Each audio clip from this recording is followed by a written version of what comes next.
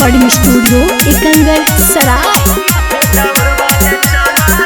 Presented by किसका film. Angari वाला घटिया पर सो छठिया करबो जी, अंगारी वाला घटिया पर सो छठिया करबो जी, सैया पगड़िया बान्हा जी, माथे दौड़ वाले चाला जी, सैया पगड़िया बान्हा जी, माथे दौड़ वाले चाला जी। इस्लामपुर वाला घटिया पर सो छठिया करबो जी, इस्लामपुर वाला घटिया पर सो छठिया करबो जी, गैया के दूधवा ले आई हाजी, जोड़े कला सुखवा पढ़ारी हाजी, सैया पगड़िया बान्हा जी, माथे दौड़ वाले चाला जी।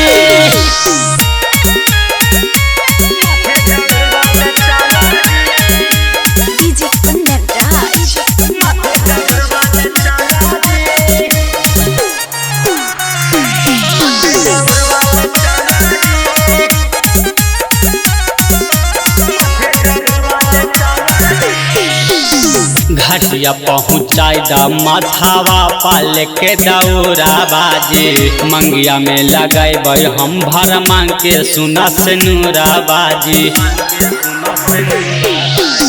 घटिया पहुँचाई दा माथावा पाल के दौरा बाजी, मंगिया में लगाए हम भर मांग के सुना से नूरा बाजी। जोड़े जोड़े फलवा से दौड़वा सजाइबो जी, जोड़े जोड़े फलवा से दौड़वा सजाइबो जी, सैया पगड़िया बान्हा जी, माथे दौड़ वाले चाला जी, सैया पगड़िया बान्हा जी, माथे दौड़ वाले चाला जी।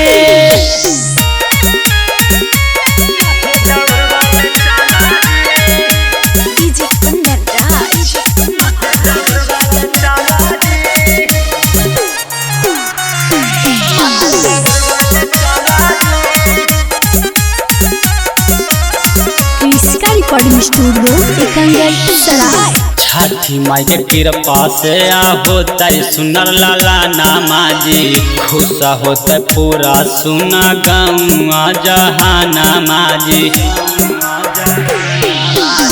छठी माई के कृपा से होता सुनर लाला नामाजी, खुश होता पूरा सुना गाँव जहाना माजी।